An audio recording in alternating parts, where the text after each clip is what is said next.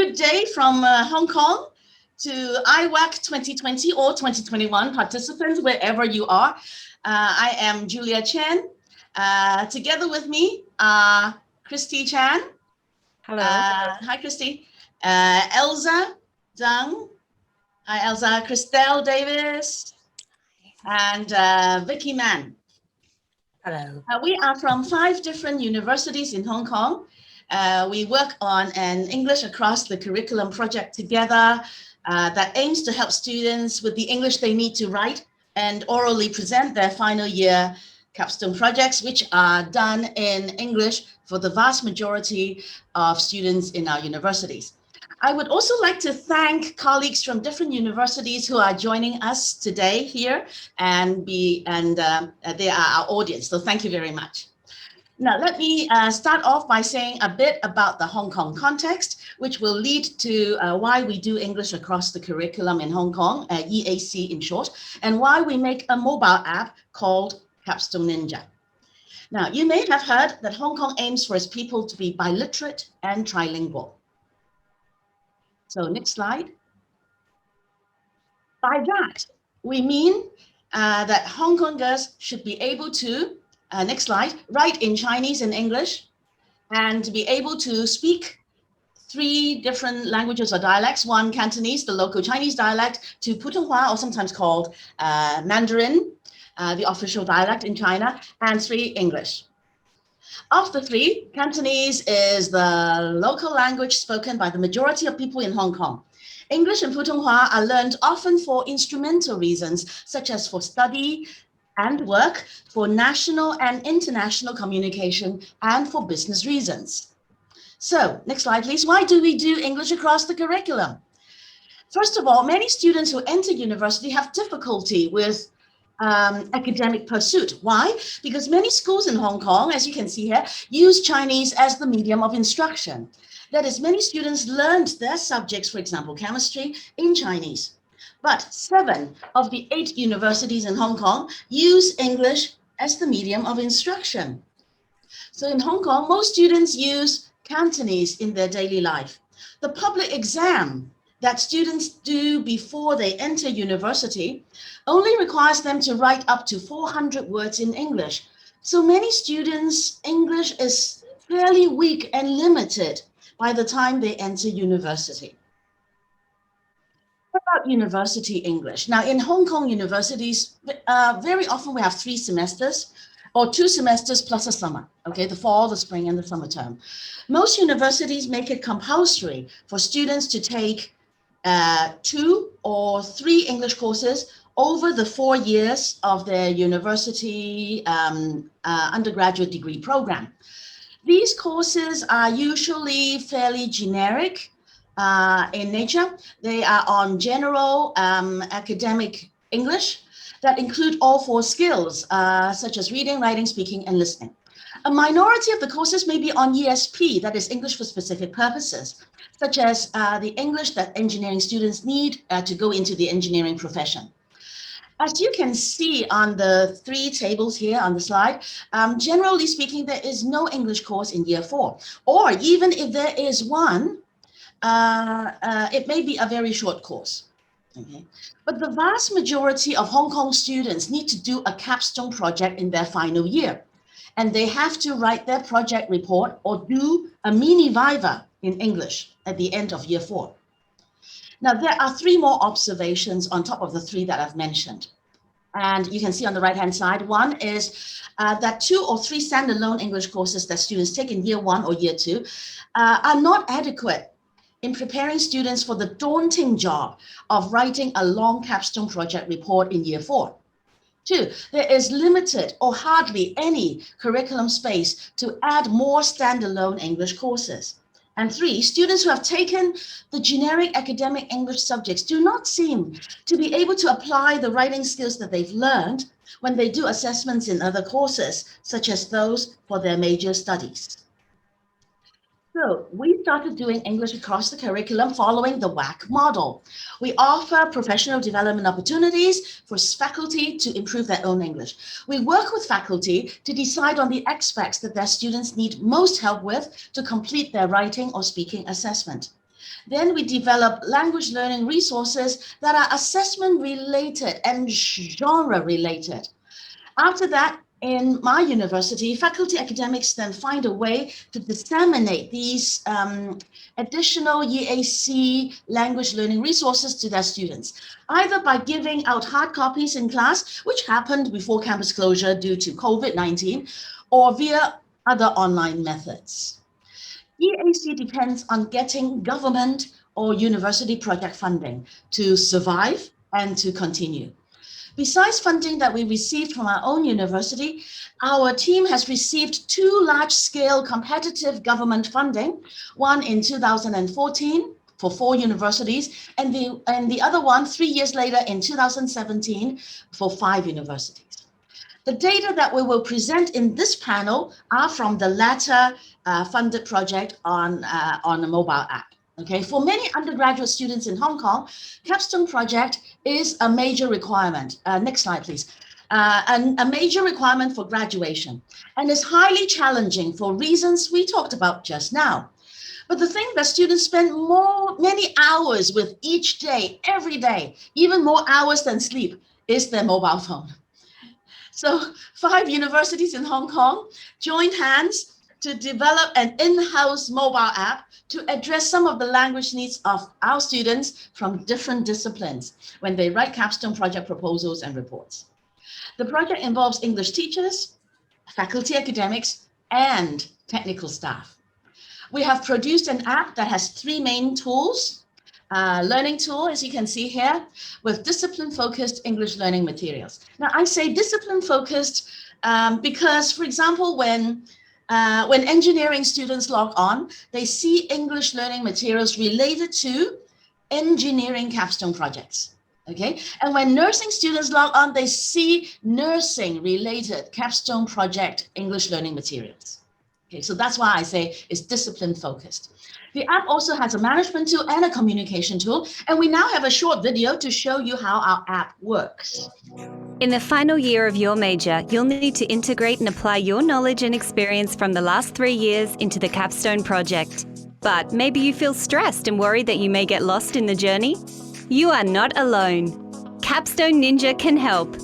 Developed by 5 universities, it's an interactive mobile app designed to support you in the English you need to deliver your capstone projects, anytime, anywhere. Capstone Ninja will help enhance your English communication and let you practice the English you need at different stages of writing your capstone report or presentation.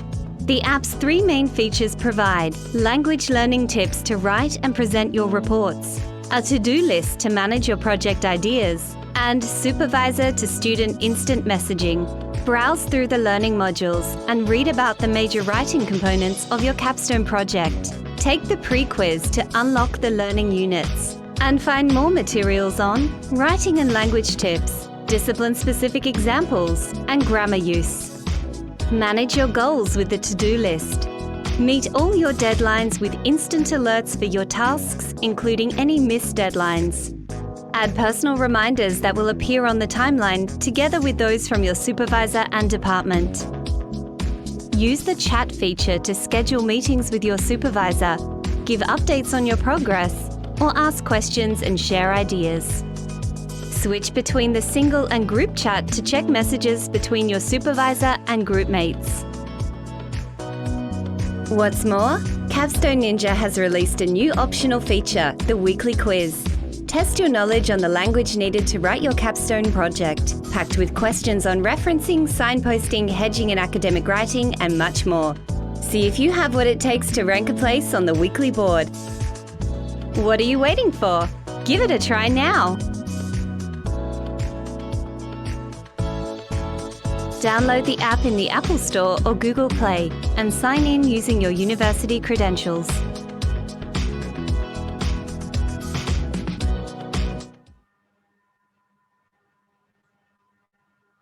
Right, okay, so I now pass the time to Elsa to talk about our textual analysis results, findings. Thank you, Elsa. Thank you, Julia. Thank you, Julia. My part is to report the findings of the textual analysis exercise that we conducted during the early phase of our project.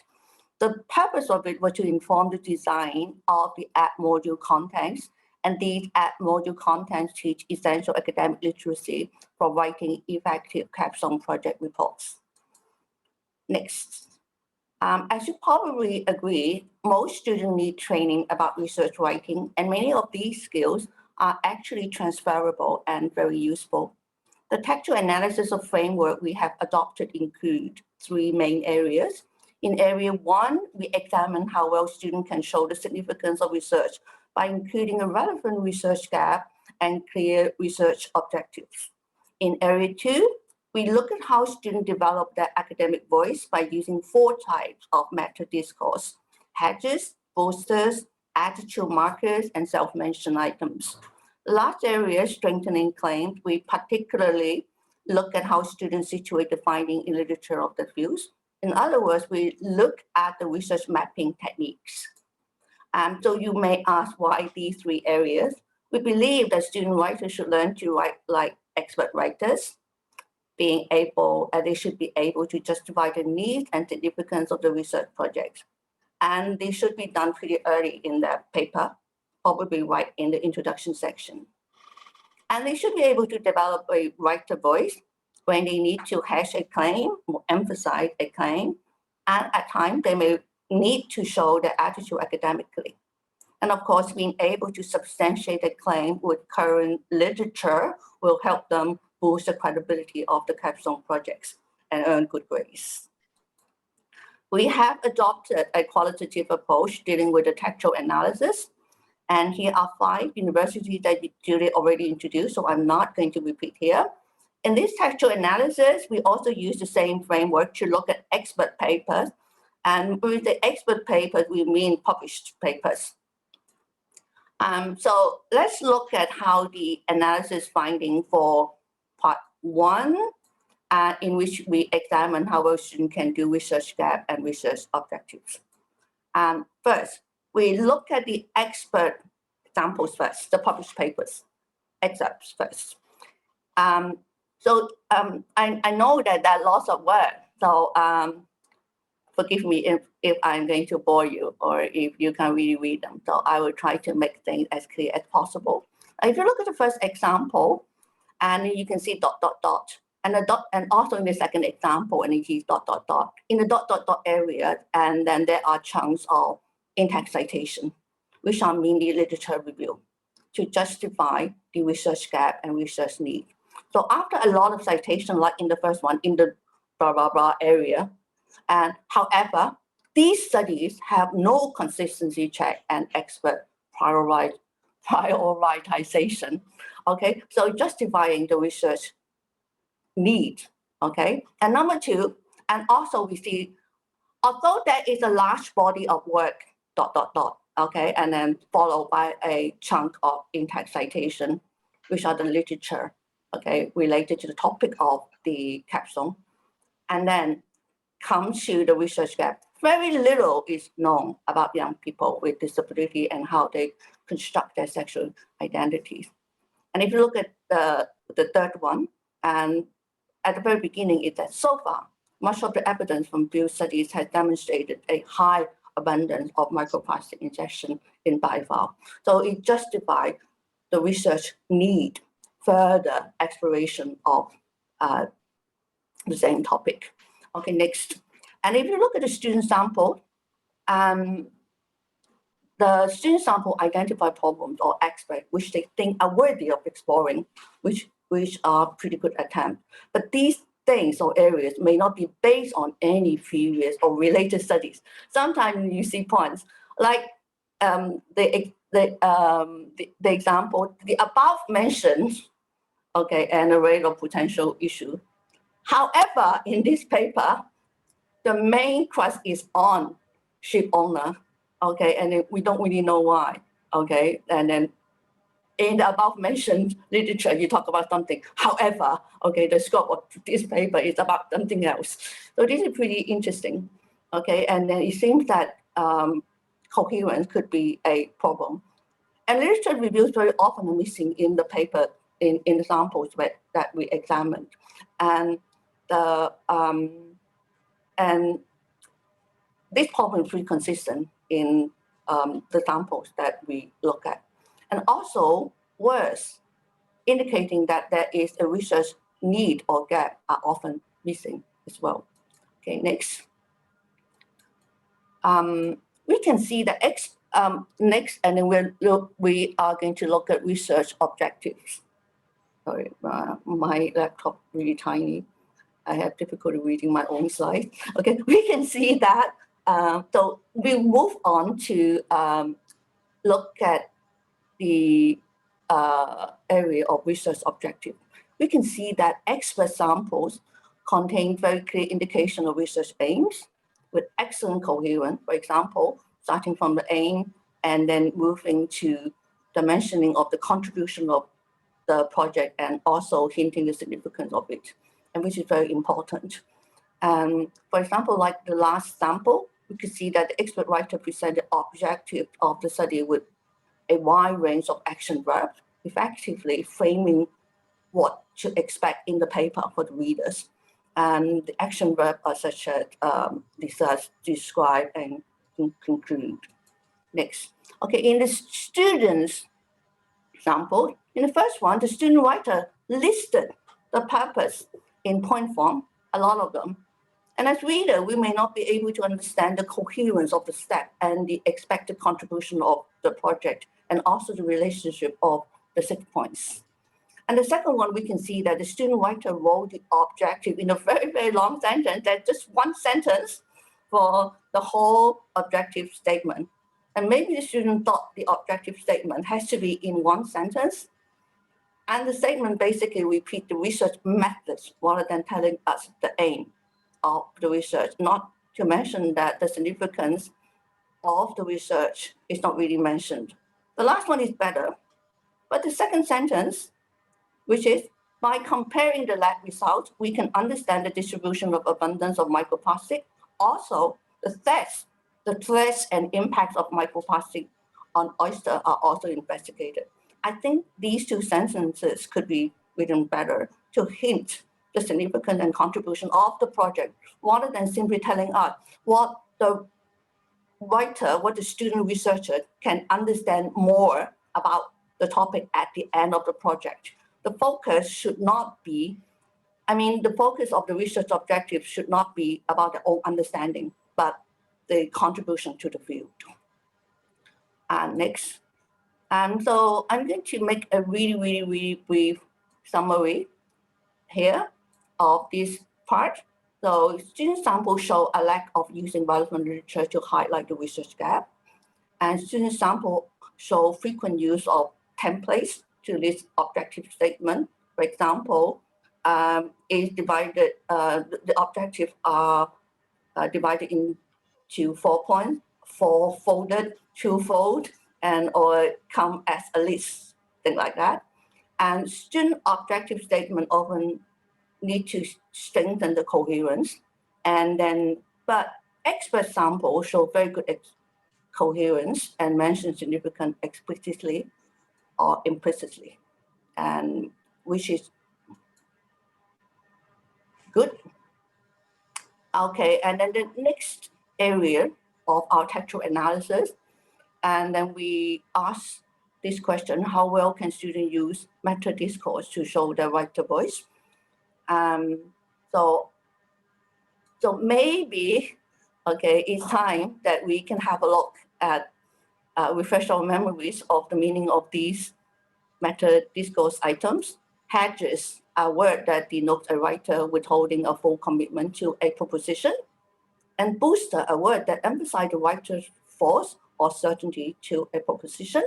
For example, definitely and clearly.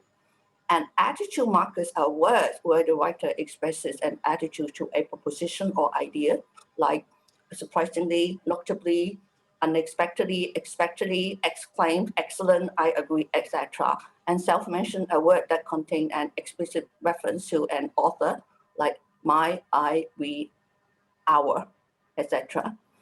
Okay, and next.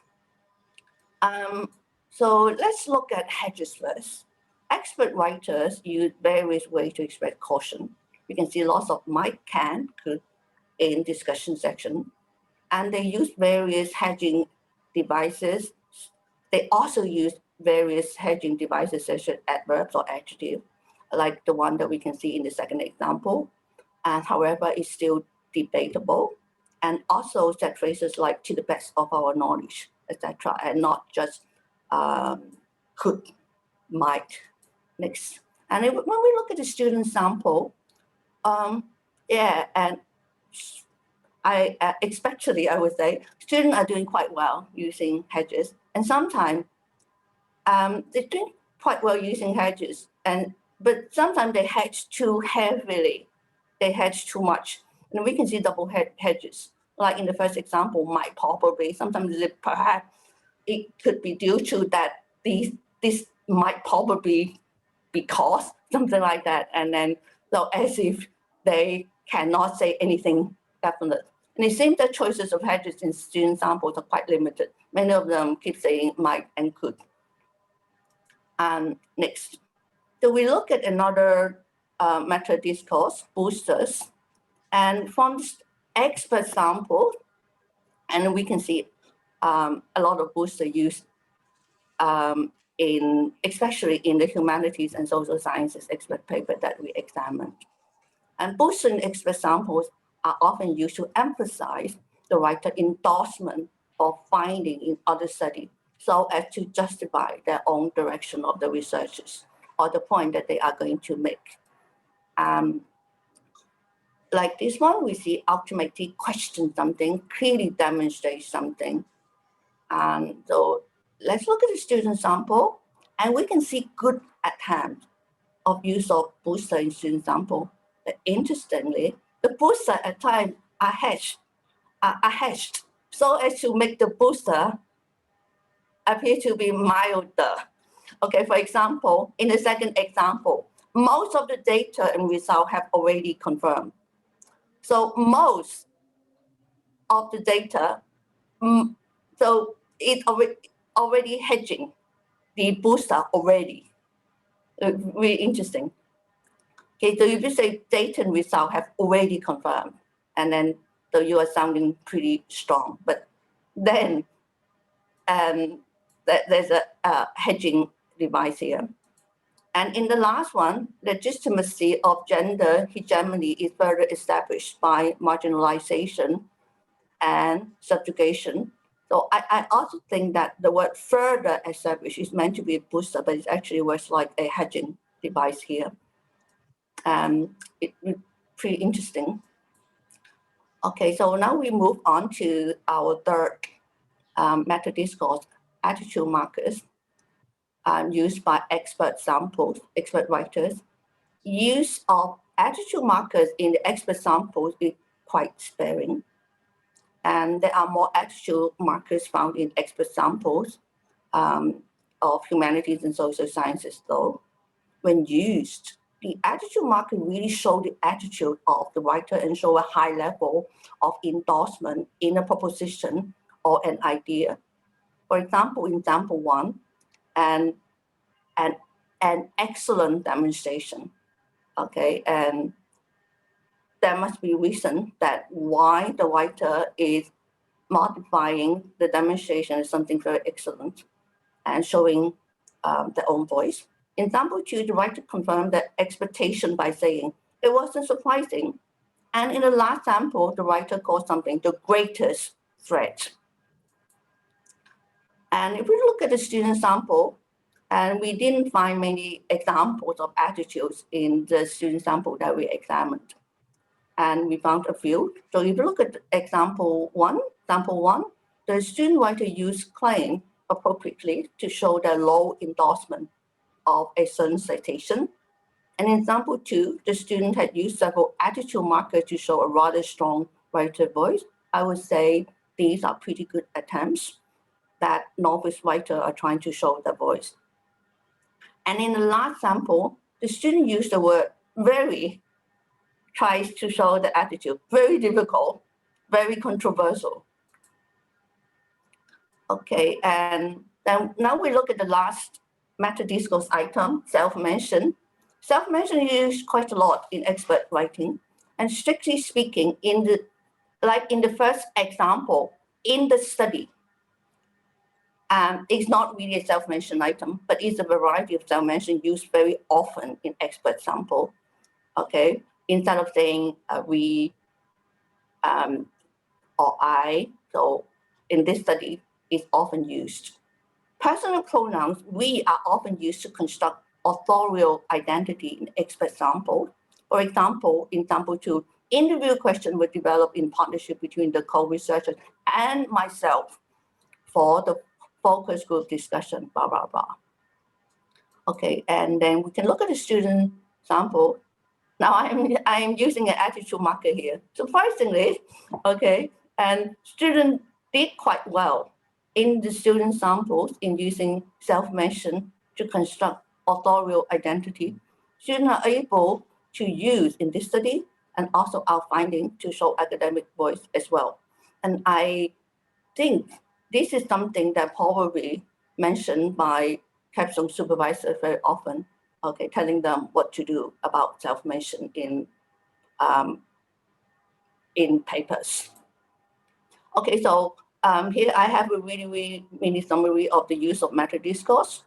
Students often hedge too much, like the examples of double hedging. And student use of booster and attitude markers, it kind of limited both in number and in word choices. And student can employ self-mention quite well, though word choice is still limited. Expert writing show effective use of booster to strengthen claims. And expert writer show effective use of attitude marker to justify research direction and claim. And we believe that learning of meta discourse will help students establish the writer voice. And then the credibility being novice writers, researchers. Okay, now finally we look at the last area of the textual analysis and how we ask this question: how well can students use research mapping to strengthen their finding? We can look at the expert samples. Expert samples show that experienced writer tactfully show where and how their present work fits into the research gap in their fields. They also use research mapping to demonstrate the novelty or significance of their findings. And for example, the second example, in line with not the boom et al., and we make a distinction between three navigation areas, blah, blah, blah.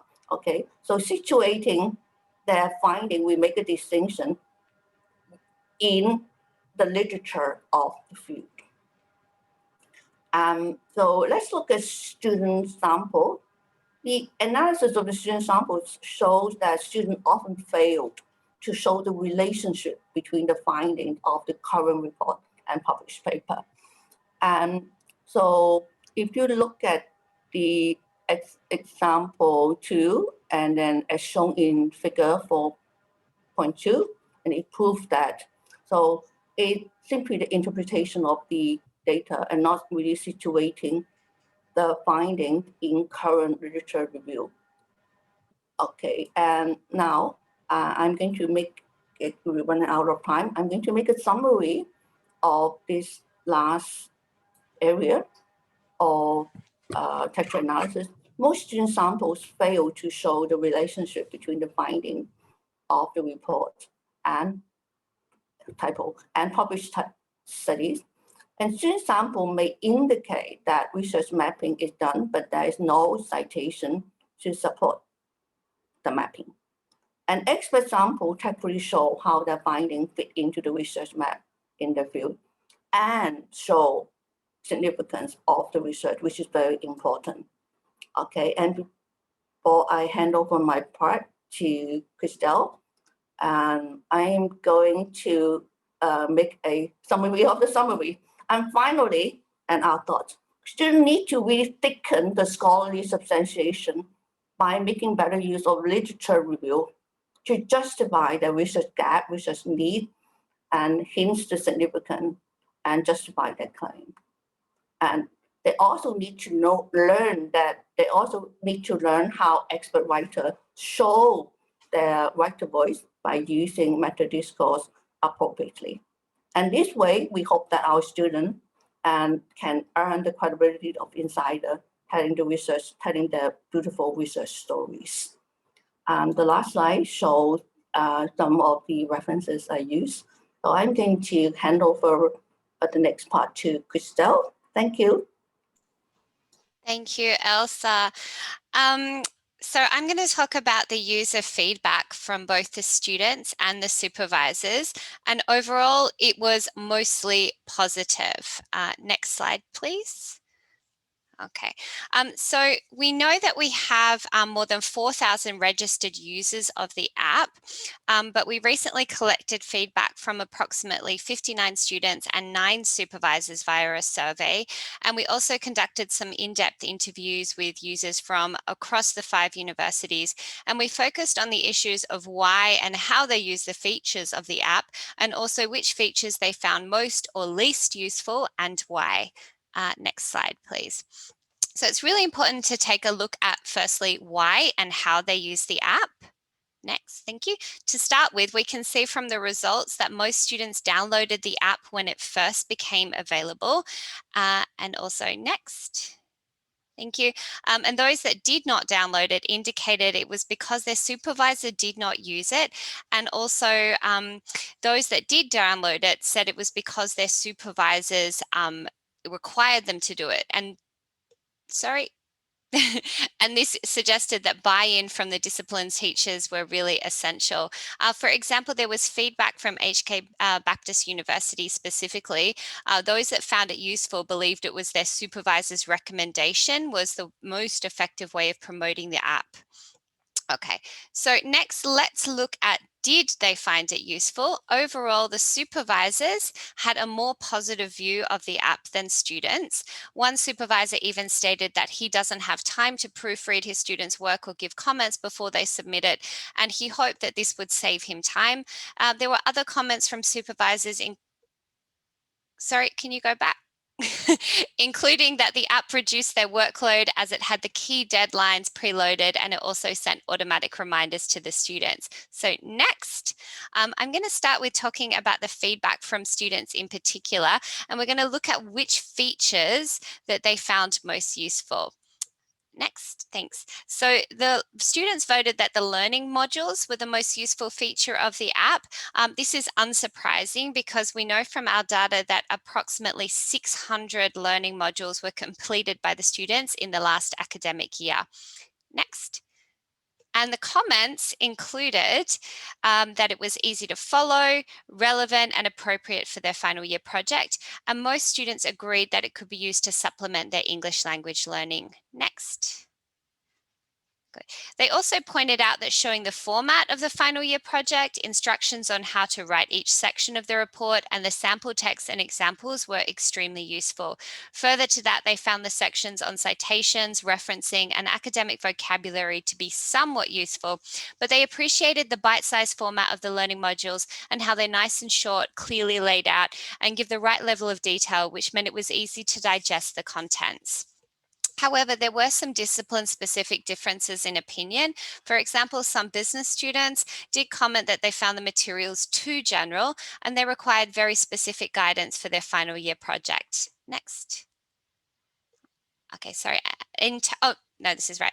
In terms of the pre and post quizzes, there was mixed feedback regarding these elements, and some respondents found the quizzes confusing or repetitive, but then again, others appreciated how they helped them realize what knowledge was lacking before they attempted the learning module or after they completed the learning module. So next, let's look at the supervisor's feedback. Okay, the supervisors, unsurprisingly, also found the learning modules the most useful feature of the app. Next. Thank you. There was only some slight dissatisfaction with the graphic elements or design of the app, and we also saw that from the students as well.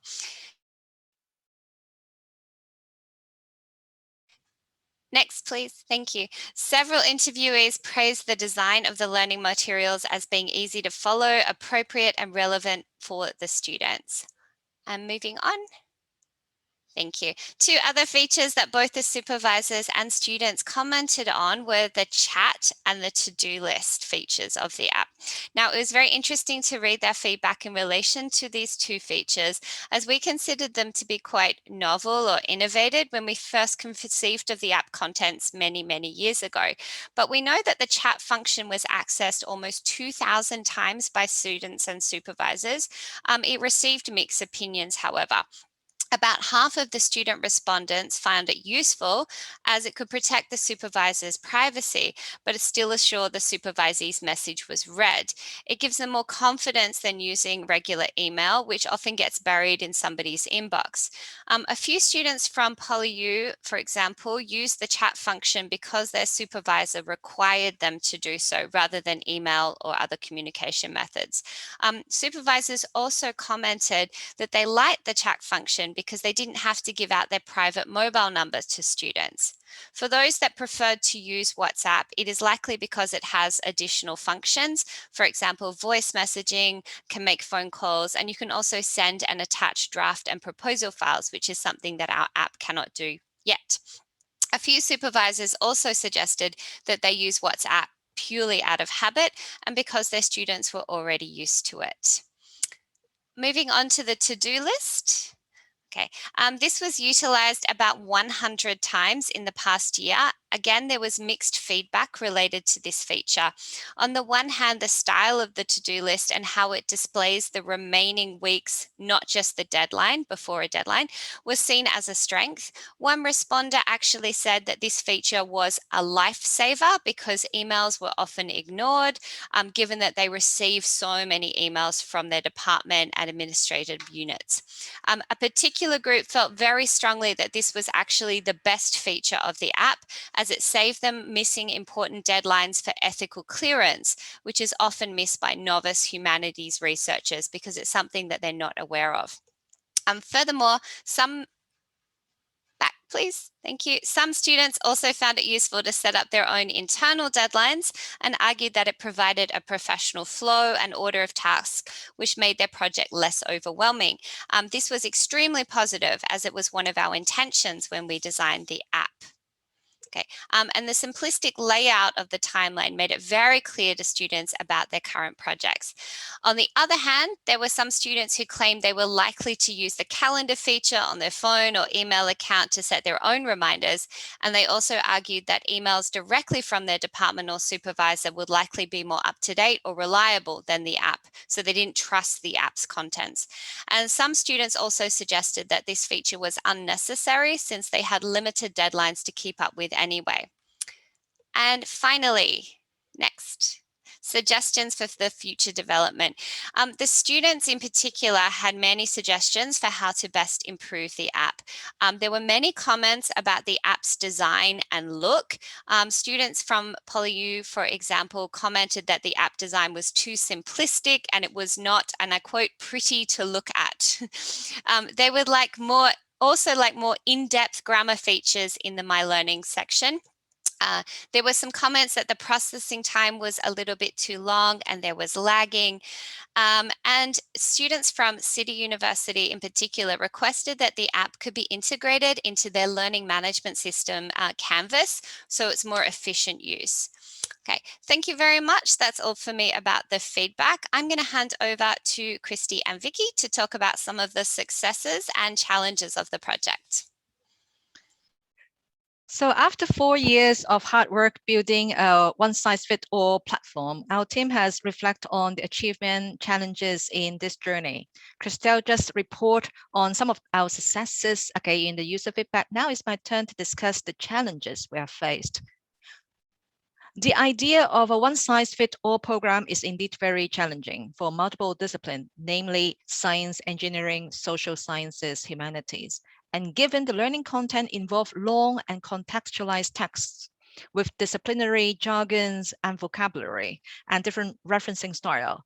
So what is difficult is the attempt to come up with a replicable learning unit structure across the discipline, and also some units on common language features. Fitting all what I have said and Christelle have said into screen size requires a lot of trimming and fine-tuning. Next, is the adoption. The 5 universities have different EAC histories, which influence the institutional support and adoption.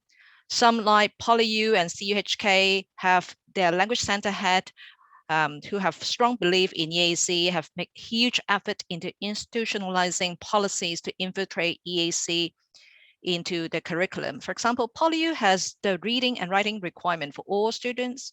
CHK has many tailored support services for individual departments. Some universities like CityU and Hong Kong University have historically buy-ins from some departments who care about the students' FYP performance, and we can approach those students. Baptist U relies more or less on word of mouth and the interest of some humanities staff in this EAC journey. So the adoption would varies across institutions. There are also other reasons for the lack of general buy-in. Just to name a few, the school closure due to COVID makes publicity of our apps extremely difficult in the last 2 years. Bilingual studies at BU finds the English learning content less relevant to the FYP. Some science and engineering departments at City or Hong Kong USD have their own apps, FYP apps, and the faculty staff generally have little meeting time with the language staff because they are busy with their research. Having said all this, the biggest challenge for our supposedly quirky and new piece of technology is the nature of technology itself. 4 years back, at the beginning of our project, app development was a fad. Was a fact, and everyone would find that app development is something new and interesting. But now, especially during the COVID-19, many learner management systems such as Canvas, Microsoft Teams develop remarkably advanced web app platforms that are widely adopted on campus. Our app has rendered a less favorable option to the mainstream apps. Most teachers and students may prefer WhatsApp or Google Calendar instead of our chat or scheduling function. Tech for non-tech people is never easy. And we are particularly thankful for our tech team for creating the first cross-institutional mobile app. The single log-on function alone took 6 months to resolve. For making it happen, every institution need to designate one IT staff to follow up with their own computer centers. So this costs a lot of manpower and time along the way. And lastly, the fact that a native app like Capstone Ninja require constant update with iOS and Play Store. And it sometimes affects the smooth running of the app, just what like Christelle said, the lagging. And it requires a lot of IT attention. There were a few hacking incidents.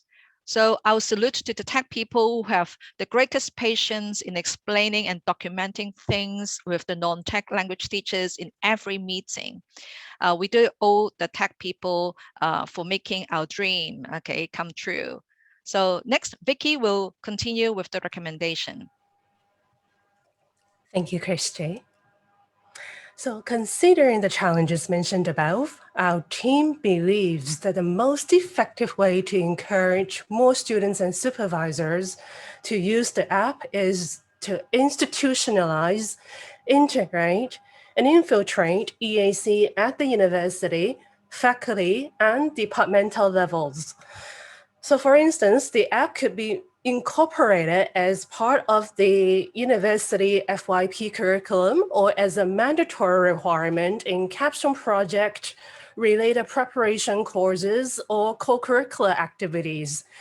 And both the faculty and students need to be educated about the importance of EAC in promoting academic literacy as well. Since it could be rather difficult to reach out to faculty and students, so institutionalizing EAC would very much enhance communication and collaboration between faculty and language teachers. Another suggestion would relate to the integration of the apps learning modules into the university's learning management system, or LMS, such as Canvas and Blackboard and Moodle, as Christy just pointed out earlier. Such integration would make sustaining the further use of the app more feasible and financially viable, since the university's central IT unit and the LMS will have to be responsible for all the related technical updates. And allowing our students to access our app's learning modules via the university's LMS will also raise our app's visibility, because it's going to make it easier for us to reach out to all of our target users. And to those who would like to produce a teaching and learning app, the other point I think you would need to consider is, do we really now need a one-size-fits-all app?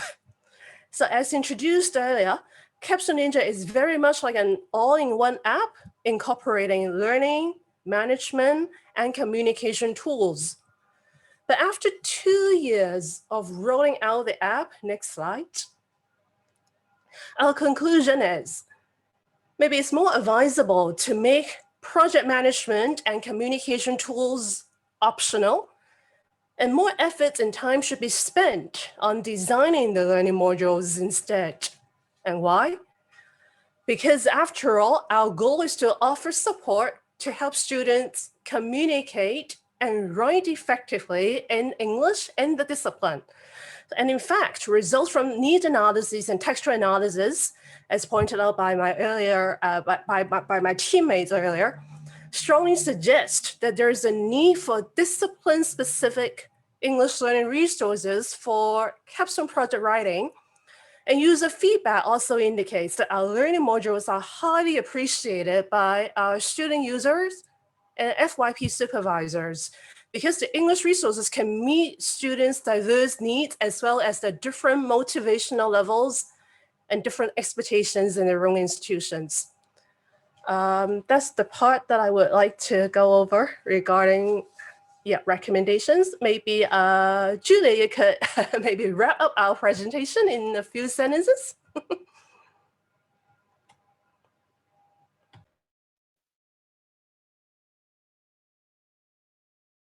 Julia, please unmute yourself. Oh, thank you. Thank you very much. Okay, so thank you to my co-presenters.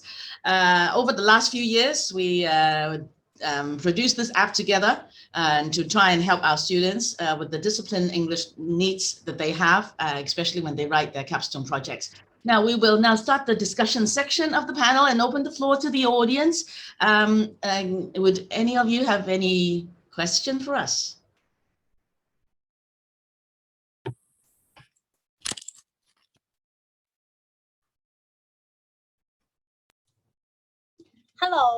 Hello, Julia.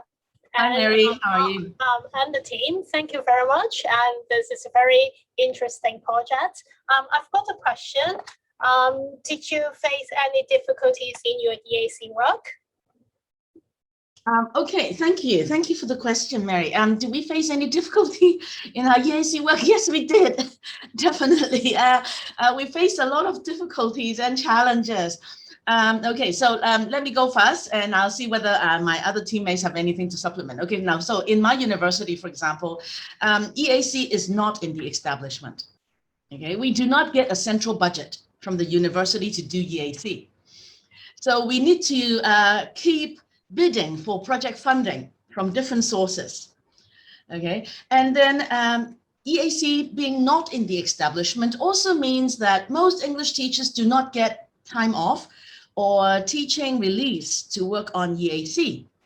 Now, this is a problem because this discourages some English teachers from participating in EAC, especially when they already have something like 20 hours of teaching every week and have to spend even more hours preparing their lessons and responding to student writing and other assignments. Okay, so this is a big challenge. Another challenge is that in most universities in Hong Kong, the English Center does not have teaching assistants, TAs, or graduate teaching assistants, okay, unlike the States, for example, all right? This means that for most of us, English language teachers need to shoulder all the work of the EAC. And then this makes it all the more important that we have to get project funding, because then with project funding, we can recruit, for example, a project associate to help us.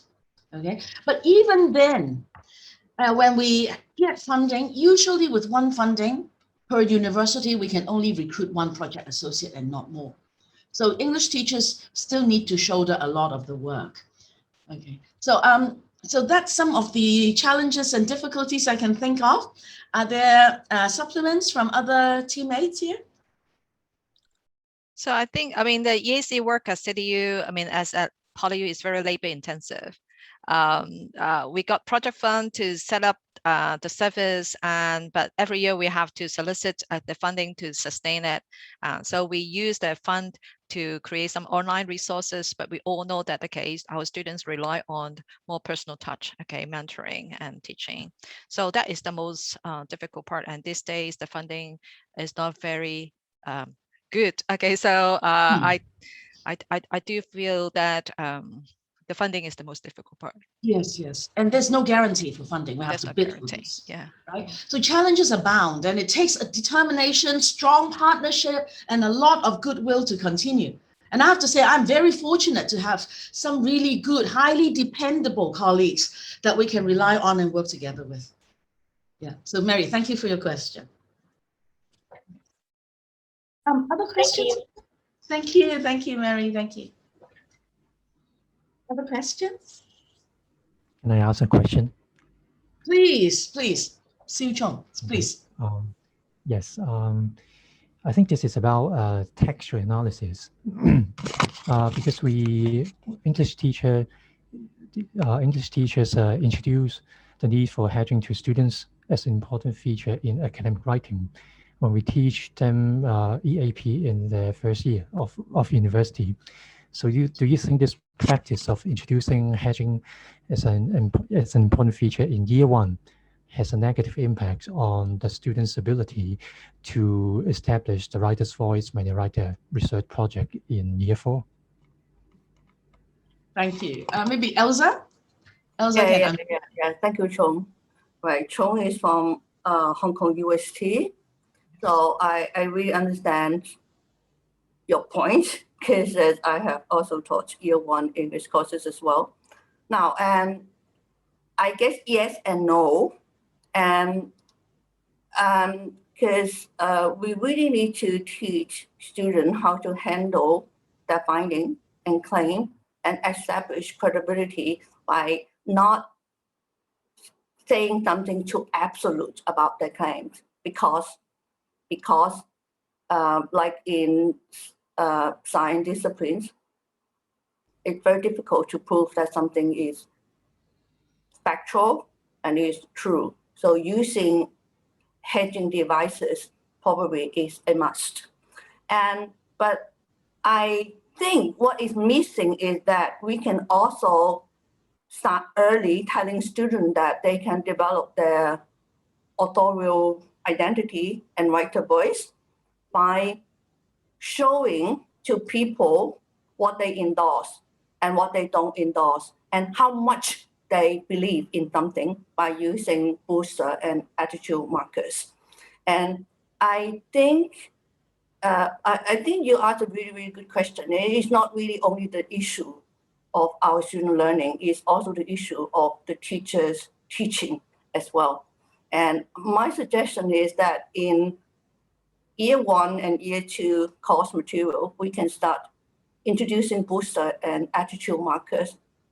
And then we can talk about that. And then we can show them very good examples how expert writers are doing that, to show them the academic writing is not dry. Okay, it's not really dry with very long, complex sentences. And then if you don't understand it, then it's better. It's not like that. And then you can really have a voice.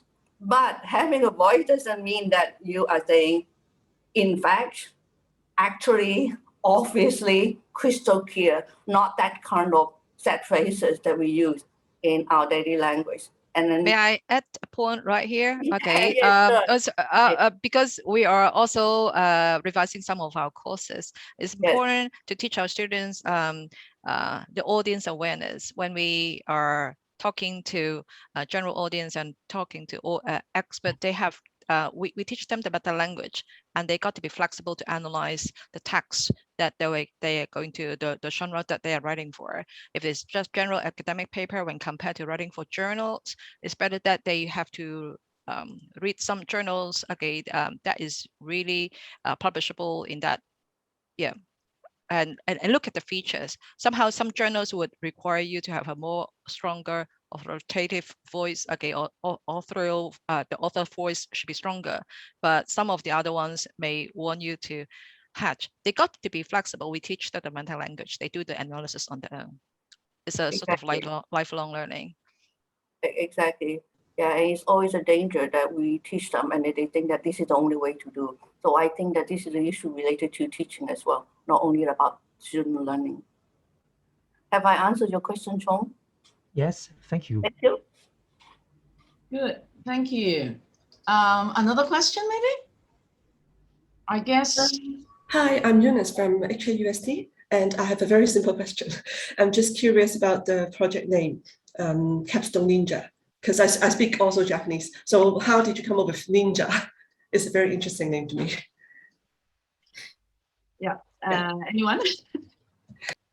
I think it was one of mine and my team's suggestions. We did a brainstorm of just catchy names and phrases. We like the idea of a ninja because we thought it would appeal to students. It sounds a bit more fun and interesting and engaging than other apps that were out there. And then also that we got a really cute little logo and mascot out of it as well. And I guess the ninja is there not to fix things, but to assist you. So the ninja is on the journey with you. It's, yeah. Yeah, I remember we came up with all sorts of names that didn't sound really attractive to youngsters. So in the end, we chose Ninja, that I think was suggested by somebody who recently graduated and who knows what the youngsters would like, right? I found the youngest person in the room. Yeah. Yeah. So, right. Okay. Any more or? I think we need to wrap up now, Julia. Yeah. Okay. All right then. Okay. So thank you everybody for coming, and thank you a lot to the audience again for joining us this morning. Thank you so much.